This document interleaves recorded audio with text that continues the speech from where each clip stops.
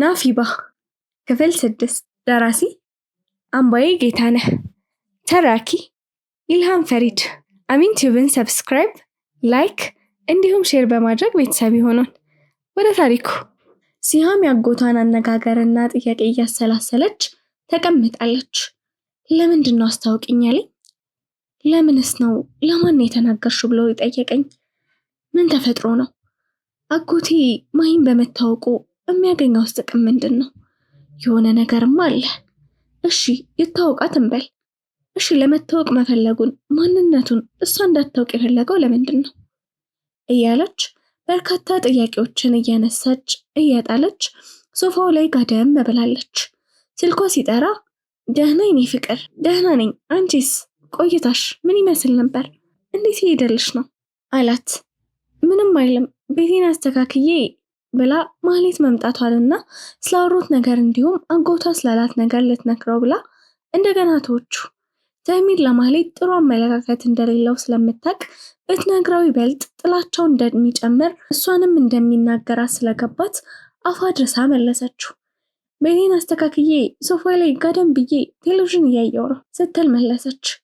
ጥሩ በቃ እንዳይደብርሽ ብዬ ነው የደወልኩት። ራሽን ዘና ፈታ አድርጊ እሺ፣ እመጣለሁ ቶሎ ብሎ ትንሽ ካሳቃት በኋላ ቻው ተባብለው ስልኩ ተዘጋ። ሻንግዛው አቶ የሐላሸት የሰጠውን አድራሻ ተከትሎ ቢሮ ደርሶ መኪና ውጭ ላይ ካለው ፓርኪንግ አቁሞ ወደ ውስጥ ገባ።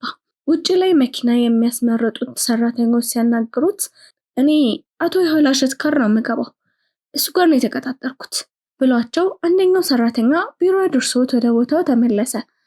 ጤና ይስጥልኝ አቶ የሐላሸት አለ ሻንግዛው። አብሮ ይስጥልን፣ እርሶም አልበል አለ በአምሳዎቹ መጨረሻ እድሜ ክልል የሚገኝ አቶ የሐላሸት። እኔ ኢንስፔክተር ሻንግዛው እባላለሁ ሲል መለሰ።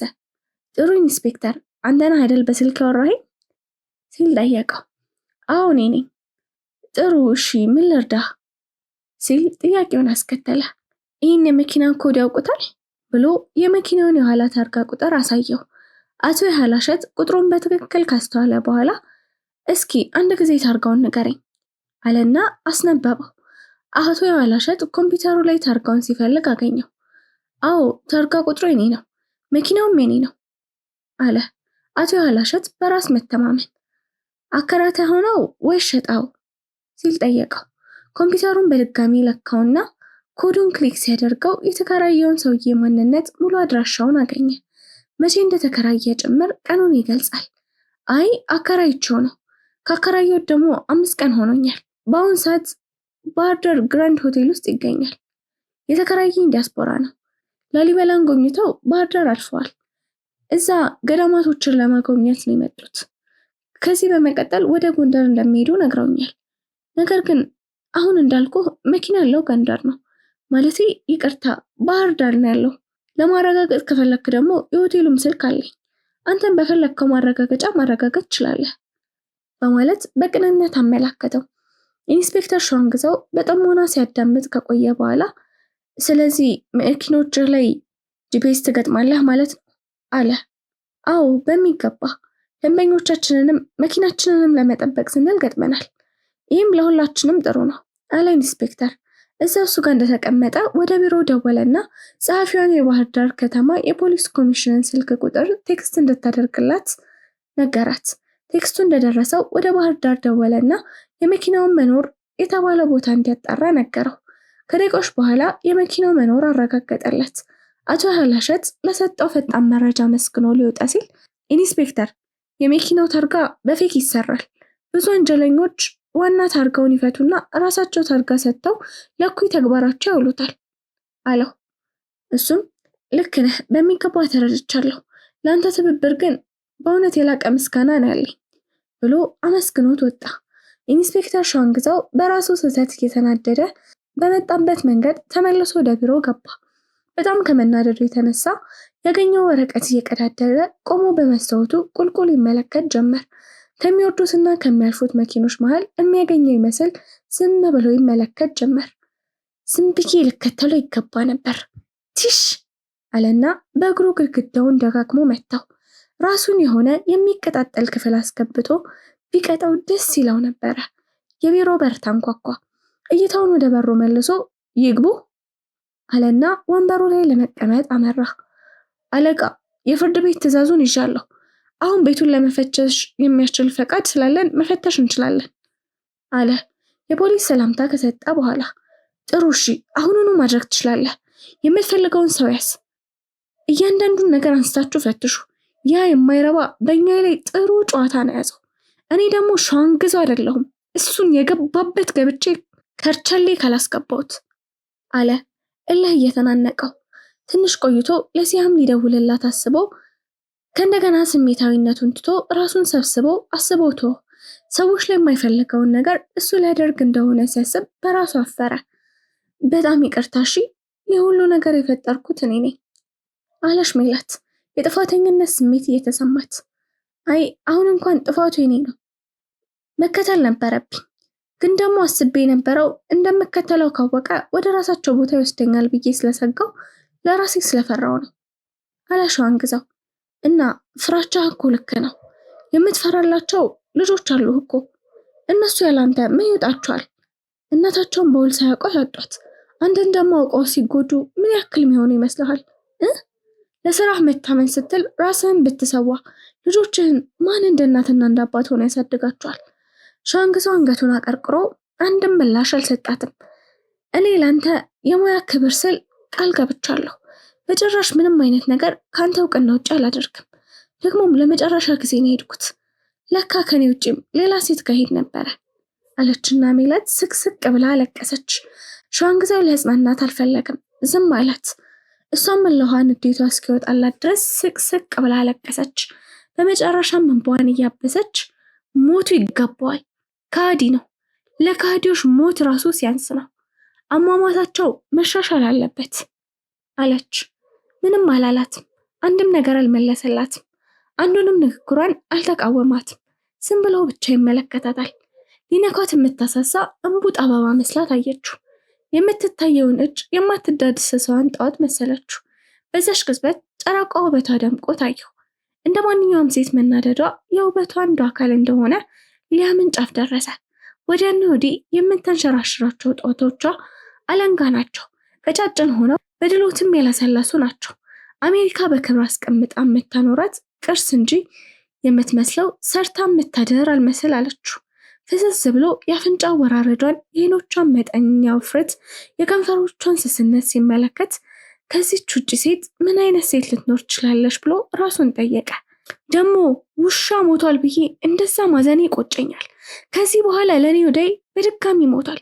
ፈጣሪ ራሱ ለዚህ ሰው ይቅርታ ካላደረግሽለት መንግስተ ሰማያትን እከለክልሻለሁ ቢለኝ ራሱ ገነትን ከፈለክ ራስህ ኖርበት እንጂ ይህን ሰው በፍጹም ይቅርታ አላደርግለትም ነው የምለው። እንደዛ ነው የሚመስለኝ አለች። ሸዋንግዛው ግን የዓይኖቹ ሽፍሻሽፍት ራሱ ውበቷን ለማየት እንዳይጋርደው ካሉበት አቁሞ በተመስጦ ውስጥ ሆኖ ያለምንም ውልብታ ውበቷን ይመለከት ነበር። ከሷ ጋር ሆኖ በሀሳብ ውልብ ያለበት ነገር ቢኖር የድምጿ ቅጥነት ነው። እንዲህም አይነት ድምፅ አለ በለሆሳስ። ሜላት የሸዋንግዛው ምንም አለማለት ልብ ስትል ንዴቷን ብስጭቷን ከብ አደረገችውና እሷን በምላሹ ትመለከተው ጀመር። ራሱን አወዛወዘና በቃ ልጆቼ ጋር ልሂድ፣ ናፍቀውኝ ነው ያሉት፣ ራሽን ጠብቂ ብሎ ተነስቶ ሊወጣ ሲል አመሰግናለሁ እሺ ኢንስፔክተር አለሽ ሜላት በተነጣጠሉ አማርኛዎች። ቆም ብሎ ካዳመጣት በኋላ ምንም አይነት መልስ ሳይመለስላት ወጣ። አለቃ ምንም ነገር ልናገኝ አልቻለም። ሁሉንም አንድ በአንድ ፈትሸናል። ነገር ግን የሚያጠራጥር ነገር ራሱ አላገኘንበትም። ሲመስለኝ ይህ እንደሚሆን ያውቃል ወይም ገምቷል። እሺ እናንተ የሚጠበቅባችሁን አድርጋችኋል፣ ቀሪውን ለኔ ተውት አለና በእርጋታ አናግሯቸው ወደ ቢሮአቸው እንዲሄዱ አዘዛቸውና ወደ ቴሌኮሙኒኬሽን አገልግሎት ደወለ። ምንም ነገር የለም፣ ያገኛችሁትና የሰማችሁት አዲስ ነገር ካለ ብሎ በትህትና ጠየቀ። ኢንስፔክተር እኛንም ግራ እስኪገባን ድረስ በዚህ የነበረው የስልክ ልውውጥ አቆሞታል ማለት ይቻላል። ብዙም አያወራበትም። በስተት ራሱ ወጣ ካለ ሰው ጋር ወርቶበት አያውቅም። ሌላ ሲም ካወጣ ብለን በስሙ የተከፈተ ሲሞች ካሉ ብለን ብንፈልግም ምንም ልናገኝ አልቻለም። ሸዋንግዛው ፈገግ ብሎ እሺ ጥሩ አለና ስልኩን ዘግቶ እስክሪፕቶን ወዲያና ወዲህ እያሽከረከረ ራሱን እየነቀነቀ ያስብ ጀመር። ኢንስፔክተር ሸዋንግዛው ለአፍታ ፈጣሪውን መሆን ተመኘ። የእነዚህን ነፍሰ ገዳዮች ማወቅ፣ የዚህን ወንጀል ዋና አቀናባሪ በነፃነት ማወቅ፣ ቁልቁል መመልከት፣ አስተሳሰቡን መስማት፣ ድርጊቱን ማየት፣ ከማን ጋር ምን እንደሚል መስማት፣ ማድረግ የፈለገው መቼና የት እንደሚያደርግ ማወቅ። የእነዚህን ሁሉ ጥያቄዎች መልስ በቀላሉ ማግኘት የሚችለው ፈጣሪ መሆን ሲችል እንደሆነ ሲረዳ በውስጡ ሰው መሆኑን ረገመ። ደግሞ ከእንደገና ምልስ አለና 3 ጊዜ ማትቦ እባክህን የምድርና የሰማይ ፈጣሪ ሆይ እርዳኝ፣ ፍጡር ፈጣሪውን መሆን አይችልም፣ እንዲሁ ለመሆን ማለሙ ስህተት ነው፣ አንተ ይቅር በለኝ፣ ይቅርታህን እለምናለሁ አለ። ፊቴ ላይ የተሰኩ እውነቶችን እንድትከፍትልኝ፣ ወደ እውነት መንገድ እንድትመራኝ እጠይቅሃለሁ አለና እጆቹን አሳስሞ እንደ ሰንደቅ ወደ ግንባሩ አስጠግቶ አቆማቸው። ያ ሁሉ ጓጓታና እሽቅድድም ጠፋ። ሁሉም ነገር ጸጥ ረጭ አለ። ምንም አይነት ምርመራም ሆነ ክትትል የለም። የነበረው በዛው በመጀመሪያው ቀጥሏል። መስፍን ግራ በመጋባት ውስጥ ሆኖ እያሰበ ተቀምጧል። በአርምሞ ውስጥ ሆኖ ገርጂ ወደ ቦሌ ቢያስወርደው መንገድ በኩል ከተገነባው ትልቅ ህንፃ 8ኛ ፎቅ የሚገኘው ቢሮ እንደተቀመጠ የቢሮ በር ተንኳኳ። የበሩን መንኳኳት ቢሰማም ነገር ግን አብዛኛው ጊዜ አንድ ጊዜ እንዲኮንኳ ፈለገ። ምክንያቱም አብዛኛው ጊዜ አንዳንድ ሰዎች ተሳስተው ያንኳኩና ከእንደገና ወደ ትክክለኛው ቢሮ ስለሚገቡ ደግሞ ያንኳኩ። አንዳንዶች ደግሞ እስኪከፈት ድረስ ያንኳኩና ቢሮ ውስጥ ያለውን ሰውዬ ወይም ሴት ሲመለከቱ እንደተሳሳቱ ሲገባቸው ይቅርታ ጠይቀው ቢሮ አጣርተው ይሄዳሉ። የመስፍን ይሄኛው ቢሮ አዲስ አበባ ውስጥ ካሉ ቢሮዎች የተለየ ሳቢም ነው። አብዛኞቹ ባልደረቦቹም ሆነ የስራ ምክንያት የሚተዋወቃቸው ሰዎች ይኸው ቢሮውን አያውቁትም። የሚያውቁት ጥቂቶቹ ናቸው። በርካታ ጉዳዮችን የሚያይበትና የሚሸረብበት፣ ተንኮል እንደ ኢንተግሬሽን፣ የሂሳብ ካልኩሌሽን ብትንትን አድርጎ የሚሰራበት ቢሮ ስለሆነ እጅግ ይህን ቢሮ ከሁሉም ቢሮዎቹ አስበልጦ ይወደዋል። እዚህ ቢሮ ውስጥ ተቀምጦ ነው በርካታ ሀሳቦችን በዲዛይን መልክ የሰራው። ጠረጴዛው ላይ የተዝረከረኩ አንዳንድ ጽሑፎች ያረፈባቸው ወረቀቶች ሰብስቦ መሳቢያ ውስጥ ካስቀመጠ በኋላ በሩን ለመክፈት ሲራመድ የሰው ኮቴ ጠፋበት። ሰውየው ተሳስቷል ማለት ነው ብሎ ከእንደገና ወደ ወንበሩ ተመልሶ ተቀመጠ። ስልክ ደወለ። አሁን ምንም ነገር የለም አለቃዬ፣ ኢንስፔክተር አርፎ ተቀምጧል። እኔም መከታተልም ሆነ መመርመር አቁሟል። ቤቴን ፈትሾ ምንም ነገር እንዳላገኘ ሲገባው ጥርጣሬው ከጥርጣሬ ያለፈ እንዳልሆነ ስለተረዳ አሁን ተረጋግቶ ተቀምጧል። ተረጋግቷል ያልከኝ? ማን የተረጋጋው? እንደው ዝም ብለህ አትሞላፈጥ። ምናልባት ዝም ያለው ትኩረት ለመሳብ ይሆናል። ያዘናጋ ፈልጎ ሊሆን ይችላል። ስለዚህ መጠንቀቅ አለብህ። በአሁኑ በደረሰብህ ግን በከባዱ ነው የሚሆነው። ስለዚህ ምንም ነገር ስላላገኘ ተስፋ ቆርጧል ብለህ እንዳታስብ። ፖሊስ ማነፍነፉን አያውቁም እንዳይመስልህ። የቆመ የሚመስለው ለእኛ ነው። አካሄዱን ሊቀይር ፈልጎ ይሆናል እንጂ እጅ ሰጥቶ አምኖ አይቀመጥም። መስፍን ባለቃው ከፍተኛ ጥርጣሬና ሀሳብ ደስተኛ ባይሆንም ነገር ግን ምላሹን እሺ ማለት ነበርና እሺ በማለት ማስጠንቀቂያውን ብዙም ሳይሰማ ቸል ብሎ ስልኩን ዘጋው። በሩ በድጋሚ ተንኳኳ። በፍጥነት ብድግ አለና በሩን ከፈተው። ከራስ ፀጉሩ እስከ እግር ጥፍሩ ድረስ በፍርሃት ተወረረ። ፊቱ ላይ የሞት መልአክ የተደቀነ መሰለው። አይኖቹ ተርገበገቡ፣ እግሮቹ ተርበተበቱ። ምን ነው ወደ ቢሮ እንድገባ አትጋብዘኝም እንዴ? አለ ኢንስፔክተር ሸዋንግዛው። በድንጋጤ ውስጥ እንዳለ በሩን ከፈተለትና ገለል ብሎ እንዲገባ አደረገው። ኢንስፔክተር ሸዋንግዛው የመስፍንን ድንጋጤ ከቁብ ሳይቆጥር ወደ ውስጥ በቀስታ ገብቶ ዙሪያ ገባውን ያማትር ጀመር። መስፍን ኢንስፔክተር ሸዋንግዛው ከጀርባ ሆኖ እየተመለከተ በርካታ ሀሳቦች ጭንቅላቱ ላይ መላስለሱበታል። እንዴት ወደዚህ ሊመጣ ቻለ? እኔ ሳላውቅ እየተከተለኝ ነበር ማለት ነው? ቆይ እንዴት ብሎ ራሱን መጠየቅ ጀመረ። ቢሮ በጣም ያምራል አቶ መስፍን አለና ኢንስፔክተር ሸዋንግዛው የእንግዳ መቀመጫው ጋር ተዝናንቶ ተቀምጦ ሁሉንም በመደነቅ ይመለከት ጀመር። አመሰግናለሁ። ምን ልርዳህ? ምን ፈልገህ ነው? ምንም ነገር ስላላገኘህብኝ ለተጋብተህ ነው አይደል የምትከታተለኝ ኢንስፔክተር? በመጀመሪያ እኔ ካንተ ጋር ጉዳይ የለኝም። ጉዳይ ከስራዬ ነው። በዛ ላይ የንጹሃን ነፍሰ ገዳይ ወደ ንድፈ ፍርድ ቤት የማቅረብ ቃል አለብኝ። ስለዚህ በዚህ ምክንያት ነው መረጃ እያፈላለኩ ያለሁት። አንተ ደግሞ ጎበዝና አታላይ ነህ። አሁን ለምሳሌ ይህን ቢሮውን አብዛኛው ሰው አያውቀውም።